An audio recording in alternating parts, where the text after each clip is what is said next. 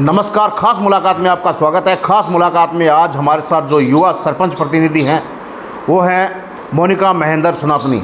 इनके बारे में बता दें, युवा सरपंच हैं, पहली बार सरपंच बने हैं, लेकिन इन्होंने वो कर दिखाया जो शायद ही आज तक किसी सरपंच ने किया हो। युवा, एक्टिव और हर वर्ग का कार्य करने वाले सरपंच हमारे साथ हैं। इनकी पंचायत के बारे में बता दें, आज इनकी पंचायत कोई फर्स्ट ग्रेड की नगर पालिका की तरह चमक रही है। तो इनसे करेंगे बातचीत, इतना कार्य कैसे किया, क्या लगन थी और किस चीज़ को लेकर ये चले। जहीं आज सरपंच, काफ़ी सरपंच है जो बजट का रोना रो रहे हैं, भाई एक सरपंच ये भी हैं जो कह रहे हैं बजट की कोई कमी नहीं है लेकिन लाने वाला चाहिए। तो जानते हैं कैसे कार्य किए हैं और क्या क्या कार्य किया है। सर नमस्कार, स्वागत है आपका। नमस्कार और आपका बहुत बहुत धन्यवाद कि आप पधारे। महेंद्र जी, सबसे पहले तो मैं ये कहना चाहूँगा, आप एक व्यवसायी थे, आपका दिल्ली में बिजनेस था, तो दिल्ली से ग्रामीण क्षेत्र में आके आपने चुनाव फाइट किया, सरपंच बने, तो किस चीज़ को देखा तो आपके मन में आया कि यार नहीं, अपने को सरपंच बन के ये कार्य करवाने चाहिए? सर, मैं पहले पार्टी में संगठन का काम किया था। मेरे को थोड़ा राजनीति का शुरू से ही थोड़ा इस फील्ड में आना थोड़ा शौक टाइप का था। लोगों की सेवा करना मेरे को अच्छा लगता था। फिर कोरोना के वक्त जब मैंने लोगों की देखी, स्थिति देखी, जब कोई भी जो उस टाइम वर्तमान में जो भी जनप्रतिनिधि थे वो एक भी घर से बाहर नहीं निकल रहे थे, लोगों में त्राही त्राही मची हुई थी।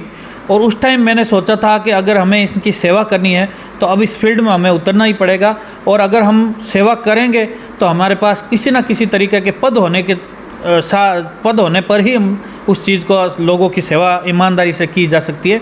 तो मैंने कोरोना काल से लोगों की जो परेशानियाँ थी उनमें मेरे अंदर दिल में एक दिल पसीज गया था। मैंने सोचा अब हमें इन लोगों के लिए कुछ न कुछ करना पड़ेगा, क्योंकि इनकी सुनवाई करने वाला अगर कोई ढंग का ग्रामीण ऐसा नहीं होगा जिससे इन लोगों की योजनाओं तक नहीं पहुंच पाएगा। तो कोरोना में मेरे को इन लोगों की जो दयनीय स्थिति थी उनको देख के लगा था, पानी, लोग भूखे सो रहे थे, लोगों की कोई सुनवाने वाला नहीं था, डॉक्टर सुनते नहीं थे, दूर दूर से इंजेक्शन फेंक के मारते थे। तो मेरे से देखा नहीं गया, फिर मैं इस फील्ड में उतरा और मैंने आज जो मेहनत करने के बाद जो लोगों ने मेरे को आशीर्वाद दिया वो आपके सामने है। और बाकी युवा हो और आपके सामने काफ़ी धुरंधर थे, बड़े बड़े धुरंधर थे, 10 कैंडिडेट थे और आप अकेले कैसे मुकाबला कर पाए, क्या कहेंगे? सर, मेरा मानना यही है कि धुरंधर तो वो होता जो वाकई काम करवाता। हाँ, मैं मान सकता हूँ उनके बड़े नाम थे, लेकिन खवासपुरा हमारा सीमावर्ती गांव है जोधपुर का, और ये विकास के मामले में बहुत ज़्यादा पिछड़ा हुआ था। जब मैं यहाँ पे आज से 6-7 साल पहले अगर आप इसकी खवासपुरा की स्थिति देखते तो बहुत सड़कें नहीं थी, सड़कें जो टूटी फूटी थी उसमें भी बबूल इतने उगे हुए थे कि रोज़ एक्सीडेंट हो जाते थे। आज शमशानों की स्थिति उस टाइम बेकार थी। कोई भी फील्ड देख लो, स्कूल में कोई जाने वाला, शुद्ध लेने वाला भी नहीं था कि शिक्षा में क्या चल रहा है, अस्पताल में क्या चल रहा है। तो वो मैं बड़े धुरंधर तो नहीं बोल सकता हूँ, हाँ बड़े नाम जरूर थे उनका।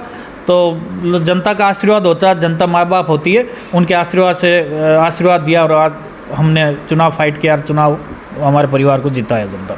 आप मौजूदा सरपंच प्रतिनिधि हो, जब सरपंच बने तो आपके दिमाग या दिल में ये रहा होगा कि अगर मैं सरपंच बनूंगा तो ये कार्य करवाए जाएंगे। तो कहाँ तक वो कार्य पूरे हो चुके हैं और कौन कौन से कार्य हैं जो रह गए जो करवाए जाएंगे? सर, मेरी वाइफ ने जिस दिन शपथ ग्रहण किया तो हमारा फर्स्ट टारगेट ये था कि हमारे जो क्षेत्र में सबसे बड़ी समस्या थी, किसान वर्ग क्षेत्र है और अधिकतर किसान जो हमारे ढाणी और ये खेतों में बसे हुए हैं, तो सबसे ज़्यादा समस्या, कोई प्रमुख समस्या थी वो सड़कों की थी। इतने सड़कों की स्थिति थी कि अगर हमें 5 किलोमीटर का सफ़र तय करना हो उसमें 1 घंटा लग जाता था। हमारी जो पुंदलू रोड है, मंडी के मेन रोड है, उसमें कम से कम खवासपुरा की 60% जनसंख्या उसमें निवास करती है। अब उसको गांव के यहाँ मुख्यालय तक आने तक हमारे आधा घंटा पौना करना लग जाता था, चाहे इमरजेंसी का काम हो चाहे कुछ भी हो।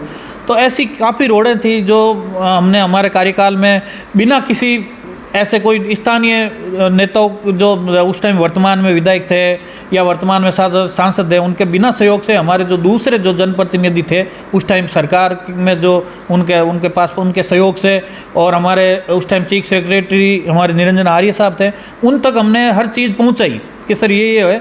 तो बाकायदा उन्होंने बजट में हमारी जो सुनवाई, उनको लगा था कि हकीकत में इनकी वाजिब मांग है, लंबे समय से ग्रामीणों की मांग थी, तो उन्होंने खुद ने अपनी तरफ से उन्होंने बजट में एक सरपंच के नाम से रिकमेंड कर करके ये सड़कें बनाई। आज कम से कम 5 किलोमीटर पुंदलू रोड सड़क बन गई, 5 किलोमीटर महादेव नगर में बन गई। ऐसे करते करते काफ़ी जो सड़कें हैं हमारे गांव में आज आप देखोगे बिल्कुल नगर पालिका जैसा दिख रहा है। ढाणियों में गाँव में आज तक सड़कें इतनी कम घरों में कभी पहुँच नहीं पाती, लेकिन हर घर से हमने कोशिश की मिलाने की। जो काम आज़ादी के 70 साल में नहीं हुआ वो आपने एक कार्यकाल में कर दिखाया। क्या कहना चाहेंगे? कार्य करते नहीं है, करने की नीयत नहीं होती है। सर सबसे पहले तो अहंकार आ जाता है आदमी के पास। जब भी कोई पद आता है उसके अंदर अहंकार आ जाता है और वो उनको ये लगने लग जाता है कि आज वो हमारे पास जो पद है वो हमारी ज़िंदगी भर के लिए आ गया है। वो भूल जाते हैं बाकी जो कार्यकाल होता है वो बहुत जल्दी निकल जाता है। एक तो उनको समझने की भी शक्ति नहीं होती, फिर उन्होंने जो फालतू के जो दूसरी पंचायतों में अपना भाग ले लेके विकास का जो मुख्य मुद्दा है वो भटक जाते हैं। तो सर काम निकलवाना आना चाहिए। बाकी पंचायत में फंड की कोई दिक्कत नहीं होती है। सरपंच एकमात्र ऐसा पद है वो चाहे तो अपने पंचायत में 1 अरब का भी काम करवा सकता है, क्योंकि वो जहाँ चाहे वहाँ से ला के पैसे ला सकता है। ज़रूरी नहीं कि हमारी जो नियम अनुसार किस्तें आ रही हैं इनके अलावा भी हम लोग चाहे तो अलग अलग जगहों से हम अलग अलग फंड लेके अपन विकास करवा सकते हैं। आज ज़्यादातर सरपंचों का यही कहना है कि सरकार, कांग्रेस सरकार ने जाते जाते कुछ नहीं दिया और ये सरकार पिछले 1.5-2 सालों से कुछ नहीं दे रही है, तो विकास कैसे कराएं? तो ऐसे सरपंच जो हैं जो काम नहीं करवा रहे हैं, उनके बजट नहीं आ रहा है, तो क्या कहना चाहेंगे क्यों नहीं हो रहा है काम? सर मान सकता हूँ बजट की जो बजट क्या होता है, पंचायत राज में बजट आती है खुद के जनसंख्या आधार पर किस्तें आती हैं। अगर हम उनके भरोसे बैठे रहें तो सर अब जैसे जिसकी छोटी पंचायत है उसके साल के 20-25 लाख रुपए आ रहे हैं, अब 25 लाख रुपए में क्या काम होगा? तो हमें क्या करना पड़ेगा, हम उनके भरोसे नहीं बैठ के अपना लाइजनिंग बना के अधिकारियों से, हम जनप्रतिनिधियों से, जो विधायक महोदय जी है, जो सांसद महोदय जी है, राज्यसभा सांसद है, हम लोगों उनसे रिक्वेस्ट कर करके हम अपने गांव के लिए करवाना चाहे तो मुझे नहीं लगता कि सरपंच के पास कभी फंड की कभी कोई कमी हो सकती है। बात करें आबादी क्षेत्र की तो अधिकतर सरपंच है जो पटाचारी करने से डरते हैं और नहीं करते। आपने युवा होते हुए और प्रथम बार सरपंच बनने के बाद में लगभग 450 पट्टे जारी किए हैं, क्या कहेंगे? सर पट्टे की ऐसा है कि हमारी अधिकतर जो जनसंख्या है SC/ST की गरीब मजदूर जनसंख्या है सर, और उन लोगों को पट्टे के लिए इसलिए ज़रूरी समझा मैंने कि उन लोगों की ज़मीन क्या होती है सर कि आबादी ज़मीन को इधर से उधर तरमीम करा दिया जाता है। बेचारे ऐसे लोग हैं हमारे मुख्य आबादी में जो करीब लगभग 500 से ज़्यादा परिवार है जो मेन मुख्य आबादी में थे, लेकिन कुछ पूर्व सरपंचों द्वारा उन्होंने वन विभाग में NOC दे के उनकी आज ज़मीन जो है वो मुख्य आबादी से वन विभाग में हो गई। मुख्य बाजार है हमारा खवासपुरा का। तो मैं इसी डर से मैंने यही सोचा था कि जनता की ज़्यादा से ज़्यादा अगर पंचायत से पट्टे हो जाए तो फिर ज़मीनों की तरमीम इधर उधर नहीं होगी और उनकी सेफ्टी बिल्कुल बहुत अच्छे से हो जाएगी। तो इस चक्कर में हमने ज़्यादा से ज़्यादा आबादी विस्तार करवाने का काम किया और जहाँ आबादी हो रखी थी वहाँ पे हमने ज़्यादा से ज़्यादा लोगों को निःशुल्क पट्टा देके आज हमने 400-450 जो शायद पिछले सभी कार्यकालों को मिलाने के बाद भी इतने पट्टे जारी नहीं हुए वो हमने कर रखे हैं ऑन रिकॉर्ड। बात करें मूलभूत सुविधा की, चिकित्सा और शिक्षा की। चिकित्सा और शिक्षा का स्तर हर जगह देखने को मिलता है कि बड़ा डाउन है, तो आपके यहाँ चिकित्सा और शिक्षा की व्यवस्था कैसी है? क्या स्टाफ पूरा है या स्टाफ पूरा नहीं है? सर चिकित्सा में हम लोग हमारे अभी खवासपुरा में PHC है, उसको हम लोग CSC के लिए पूरी प्रयासरत हैं क्योंकि उनकी ज़रूरत हकीकत में भी है। मैंने बड़े स्तर पे हमने यहाँ से BCMO साहब से भी रिपोर्ट बना ली है, CMHO साहब से भी हमारी रिपोर्ट बन गई, अब जयपुर हमारी रिपोर्ट गई हुई है। तो ये जो चिकित्सा है उसमें हमारे थोड़े है, हम क्योंकि बड़ी पंचायत है PSC में इतनी सुविधा नहीं हो पाती है, फिर भी हमने कोरोना काल में भामासोर से पैसे इकट्ठे करवा के हमने यहाँ पे काफ़ी सुविधा, काफ़ी मशीनरी खरीद के हमने भामासोर द्वारा रखवाई गई है कोरोना काल के अंदर। तो है अभी फ़िलहाल इसमें थोड़ा आप सब बोल रहे हो किस चिकित्सा में स्टाफ भी रेगुलर जो समय दे पाते हैं नहीं दे पाते हैं, लेकिन जैसे CSC बन जाएगी, स्टाफ बढ़ जाएगा तो इससे सुविधा हमारी आसानी से हो जाएगी। और शिक्षा संबंधित जो चीज़ें अभी हमारे शिक्षा के जो माध्यमिक स्कूल में है लगभग जहाँ वहाँ का स्टाफ पूरा है और ठीक चल रहा है, मतलब हम एवरेज मान सकते हैं अच्छा शिक्षा का स्तर अच्छा है। बात करते हैं राज्य और सेंटर की संयुक्त योजना JJM जल जीवन मिशन की। ये योजना जब लागू हुई थी तो सरकार ने खूब बड़े बड़े वादे किए थे कि हर घर जल, हर घर नल, हर नल में पानी आएगा, लेकिन ये योजना कहीं ना कहीं फेल होती नज़र आ रही है। आपकी पंचायत में इस योजना का क्या स्तर है? सर ये सबसे बड़ी मेरी मान लो आप नाकामी तो नहीं बोलूँगा, क्योंकि मैंने तो खूब इसके लिए कोशिश किया, लेकिन सबसे बड़ी कोई भ्रष्टाचार की मैंने अपने सरपंच बनने के लिए बात देखा है तो सबसे बड़ी ये इस योजना में सबसे बड़ा भ्रष्टाचार हुआ है। इसमें ना तो स्थानीय जो जनप्रतिनिधि सरपंच होता है उसको कहीं ना कहीं उसकी एनओसी होती है, कहीं ना कहीं, क्योंकि सरपंच जो गांव का मुखिया होता है तो वो सोच विचार के एनओसी देता है, लोगों को संतुष्ट काम, उनके काम होने के बाद संतुष्ट है। लेकिन इन्होंने, सरकार ने बाईपास जो इनको पावर दे रखे हैं, आज हमारे पंचायत में करीब 6-6.5 करोड़ का जो बना था परफॉर्मा, मुझे नहीं लगता वहाँ पे 1 करोड़ का भी काम हुआ होगा, और पैसे मुझे लगता है 80% उड़ गए उनके।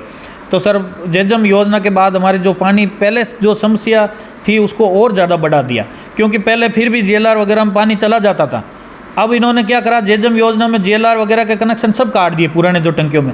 जो लोग बाग बेचारे पानी के मामले में जो जेएलआर से पानी ले जाते थे वो भी आज इस स्रोत खत्म हो गया। जहाँ इन्होंने पाइपलाइन डाली 3 फीट का नाम बोल बोल के 1.5 फीट में रात में कहीं इन्होंने काम कर करके पाइपलाइन डाल दी, कुछ घरों में पानी पहुंचता है, अंतिम छोर के जो भी मकान है, जो भी परिवार है, उन तक एक बूंद भी पानी नसीब नहीं हो रहा है। और अब इन्होंने बूस्टर वगैरह भी लगाने के बाद भी ये, मतलब कुल मिला के ये जेजम योजना के कारण हमारी ग्राम पंचायत में बहुत ज़्यादा समस्या हुई है, और फालतू में इसमें बहुत ज़्यादा भ्रष्टाचार हुआ। और हमारे ग्राम पंचायत खवासपुरा में प्रमुख जो मांग है मेरी सरकार से कि हम लोग पानी से बहुत ज़्यादा पीड़ित हैं। हमारे 4 गांव हैं और 4 गांवों में 20 दिन में एक बार पानी आता है, जो ऊँट के मुंह में जीरा वाली बात है। हम लोग बहुत परेशान हैं पानी के लिए, हमें बहुत प्रयास करने पड़ रहे हैं, लेकिन वो अब धीरे धीरे लगता है सुचारू रूप से शुरू हो जाए, लेकिन अभी तक वो नहीं हो पाया। अगर इसी योजना को आज भी पंचायतों के हैंड